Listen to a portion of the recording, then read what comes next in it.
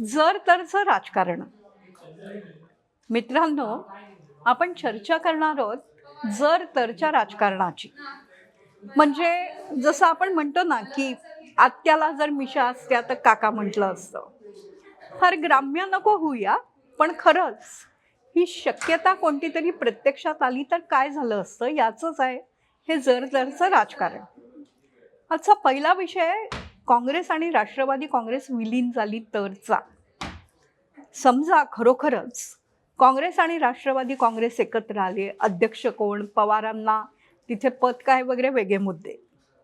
पण हे दोन पक्ष एकत्र आले तर कोणकोणत्या नेत्यांचं काय काय होईल याची ही एक चर्चा, शक्यतांची, आणि त्यामुळेच खरं तर एक अतिशय वाईड. आज राष्ट्रवादी काँग्रेस शरद पवार गटाच्या सर्वात महत्त्वाच्या नेत्यात सुप्रिया सुळे. सुप्रिया सुळे महिलांच्या राजकारणाला एक हलकासा जोर देऊन, धक्का देऊन पुढे आणतायत. त्या वडिलांची मुलगी आहेत, पण त्याच वेळेला राष्ट्रीय स्तरावर त्यांचं एक उत्तम नेटवर्क आहे. देशातल्या कोणत्याही खासदाराला संपर्क करा, तो सुप्रिया सुळेंना मी कसा ओळखतो हे आनंदाने सांगतो, प्रेमाने सांगतो. सुप्रिया सुळे त्यांना कशा बहिणीसारख्या वाटतात याची न विसरता कल्पना देतो. जर खरंच या दोन काँग्रेस एकत्र झाल्या तर सुप्रिया सुळेंचं काय होईल? सुप्रिया सुळे या काँग्रेसचीही ताई होतील का? काँग्रेसचं कदाचित राजकारण पुन्हा हे जर तरचं ताई आणि दादांमध्ये आता पुढे जाण्याच्या टेकऑफच्या स्टेजला दिसतंय, कारण तिसऱ्या टर्ममध्ये मोदी सरकारबद्दलची नाराजी वाढण्याची शक्यता आहे. राहुल गांधी आपापल्या परीने काय काय करत असतात, मतयंत्र, मतदार याद्या, वेगवेगळे विषय हातात घेतात. पण सध्या गाजतंय ते प्रियंका गांधी वड्रा यांचं लोकसभेतलं भाषण. त्या जर खरंच 29मध्ये मुख्य धारेत आल्या आणि चेहरा झाल्या काँग्रेसचा, तर प्रियंका आणि सुप्रियाताई यांचं कितपत पटेल? या जर तरच्या शक्यता काय असतील? सुप्रिया सुळे कणीमोळी त्यांची मैत्रीण आहे. प्रणिती शिंदे त्यांची जवळची मैत्रीण आहे, लहान बहिणीसारखी आहे.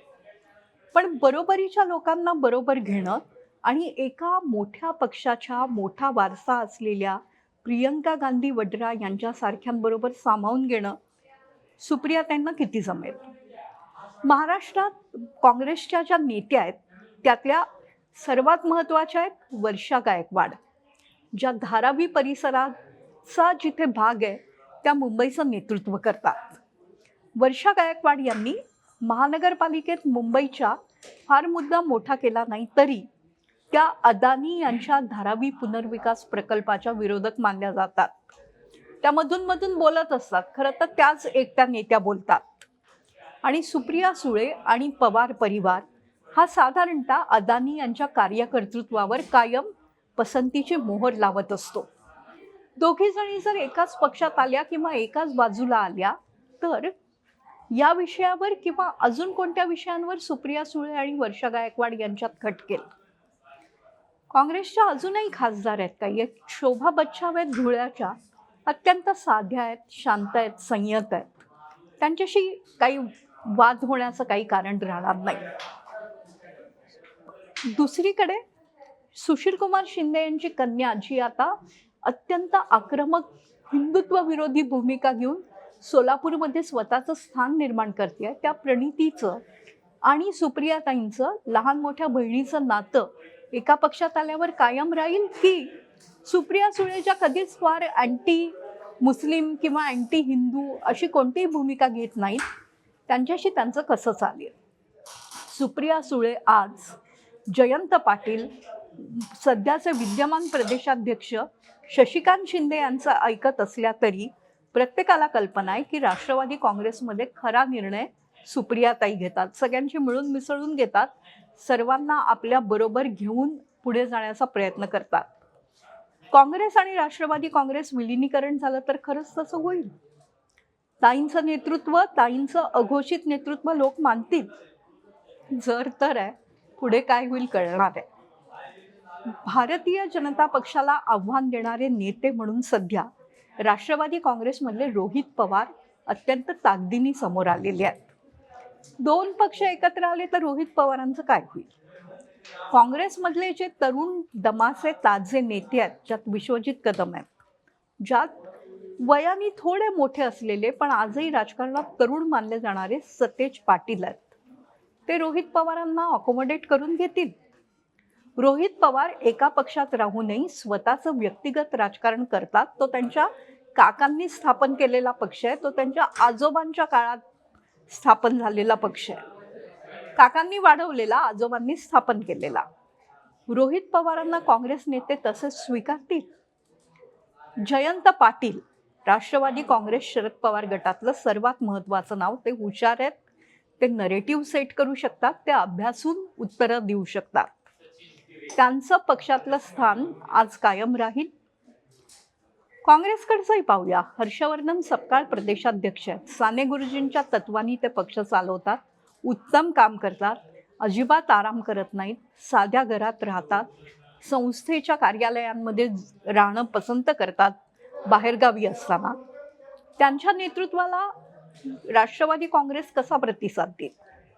विजय वडेट्टीवार, नाना पटोले, काँग्रेसचे महत्त्वाचे नेते विदर्भातले, हे दोघंही कुठेतरी राष्ट्रवादी काँग्रेसचे विरोधक मानले जातात. नाना पटोले तर अगदी मनापासून काँग्रेसचा विरोध करतच स्वतःचं भंडारा जिल्ह्यातलं आणि विदर्भातलं राजकारण करत आले. त्यांना या सगळ्या घडामोडींचा किती अभ्यास करावा लागेल आणि नाना पटोलेंचं नेतृत्व राष्ट्रवादी काँग्रेसचे नेते स्वीकारतील का? दोघंही जण एकत्र येणारच असतील तर या जर तरमध्ये स्थानिक पातळीवर एकमेकांची कसं पटेल? सर्वात महत्त्वाचा प्रश्न राहील अर्थातच शरद पवार यांचा. शरद पवार यांना काँग्रेस अध्यक्ष म्हणून स्वीकारेल का? पवारांच्या वयोमानानुसार अध्यक्ष पदावर त्यांचीच निवड झाली पाहिजे हा निकष मान्य होईल का? आणि तो राष्ट्रवादी काँग्रेसचा खरोखरच तसा आग्रह असेल का? जर तरचं राजकारण. काँग्रेसचे विद्यमान अध्यक्ष खरगे हे देखील वृद्ध आहेत, पण पवार साहेबांपेक्षा सक्रिय आहेत. त्यामुळे एकत्र आल्यानंतर या दोन पक्षांच्या परस्पर भूमिका काय असतील? सोनिया गांधी यांच्या परदेशी जन्माचा मुद्दा काढत जे पवार बाहेर निघाले आणि ज्यांनी काँग्रेसची घोडदौड रोखायचा प्रयत्न केला, त्यांना खरंच काँग्रेस स्वीकारेल? भारतीय जनता पक्ष प्रचंड विस्तारतोय. त्यांच्या जॅगरनॉटला उत्तर देण्यासाठी झालं गेलं विसरून खरंच पवारांना आपलं मानलं जाईल?